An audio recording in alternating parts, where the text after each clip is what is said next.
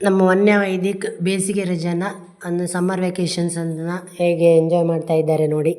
ನಮ್ಮ ಕಾರವಾರದಲ್ಲಿ ಅವರು ಇವಾಗ ಪಿಕ್ನಿಕ್ಕಿಗೆ ಹೋಗಿದ್ದಾರೆ. ಗಾರ್ಡನಲ್ಲಿ ಇವಾಗ ಎಲ್ಲ ಆಟ ಆಡ್ತಾಯಿದ್ದಾರೆ. ಕಾರವಾರದಲ್ಲಿ ಬೀಚು ಎಲ್ಲ ನೋಡೋದು, ಬೀಚು ತುಂಬ ಚೆನ್ನಾಗಿರುತ್ತೆ. ಬೀಚಲ್ಲಿ ಬೋಟುಗಳಿರ್ತವೆ, ಆಮೇಲೆ ನೀರಲ್ಲಿ ಆಟ ಆಡ್ಬೋದು. ಆಮೇಲೆ ಅಲ್ಲಿ ನಮ್ಮ ಕಾರವಾರದಲ್ಲಿ ಪೋರ್ಟ್ ಇದೆ, ಶಿಪ್ಗಳನ್ನೆಲ್ಲ ನೋಡ್ಬೋದು. ಇವಾಗ ವನ್ಯವೇದಿಕು ಕಾರವಾರದ ಬೀಚ್ ಹತ್ರ ಇರುವಂಥ ಗಾರ್ಡನಲ್ಲಿ ಆಟ ಆಡ್ತಾಯಿದ್ದಾರೆ.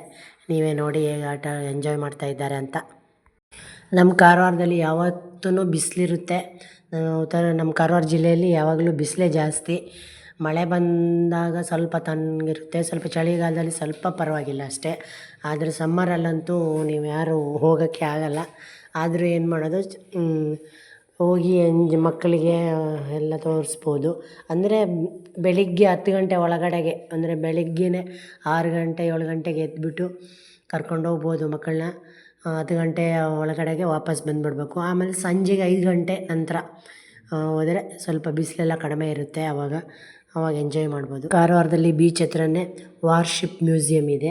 ವಾರ್ಶಿಪ್ ಮ್ಯೂಸಿಯಮ್ಮಲ್ಲಿ ಒಂದು ಶಿಪ್ ಇಟ್ಟಿದ್ದಾರೆ, ಆಮೇಲೆ ಒಂದು ಪ್ಲೇನ್ ಇಟ್ಟಿದ್ದಾರೆ. ಅದನ್ನು ನೀವು ನೋಡ್ಬೋದು. ಪ್ಲೇನ್ ಒಳಗಡೆನೂ ಹೋಗ್ಬೋದು ಮತ್ತು ವಾರ್ಶಿಪ್ ಒಳಗಡೆನೂ ನಾವು ಹೋಗ್ಬೋದು. ವಾರ್ಶಿಪ್ ಮ್ಯೂಸಿಯಮ್ ಹತ್ರ ಒಂದು ಗಾರ್ಡನಲ್ಲಿ ಅದನ್ನು ಇಟ್ಟಿದ್ದಾರೆ.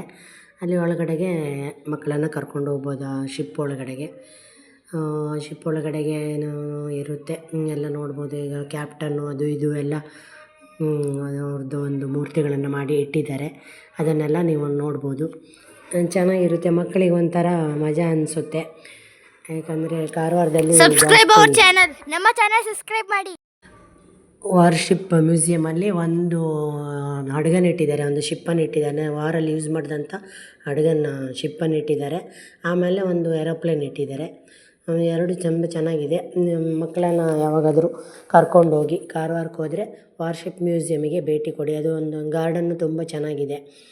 ನಮ್ಮೂರಲ್ಲಿ ಸೀನ್ರೀಸಿಗಂತೂ ಏನೂ ಕಡಿಮೆ ಇಲ್ಲ. ಫುಲ್ ಗ್ರೀನರೀಸ್ ಇರುತ್ತೆ, ಗಾರ್ಡನ್ಗಳು ಮಸ್ತಾಗಿರ್ತವೆ. ಒಂದು ಸಲ ಕರ್ಕೊಂಡೋಗಿ ನಿಮ್ಮ ಮಕ್ಕಳನ್ನು. ನಮ್ಮ ವನ್ಯವೈದಿಕಲ್ಲಿ ಎಂಜಾಯ್ ಮಾಡ್ತಾಯಿದ್ದಾರೆ, ನೀವು ನೋಡ್ಬೋದು ಅದನ್ನು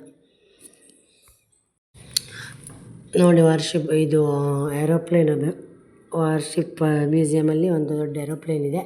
ಮಕ್ಕಳು ಈಗ ಏರೋಪ್ಲೇನೆಲ್ಲ ನೋಡ್ದಿದ್ದವರಿಗೆ ಅದನ್ನು ಕರ್ಕೊಂಡೋಗಿ ತೋರಿಸ್ಬೋದು, ಚೆನ್ನಾಗಿದೆ.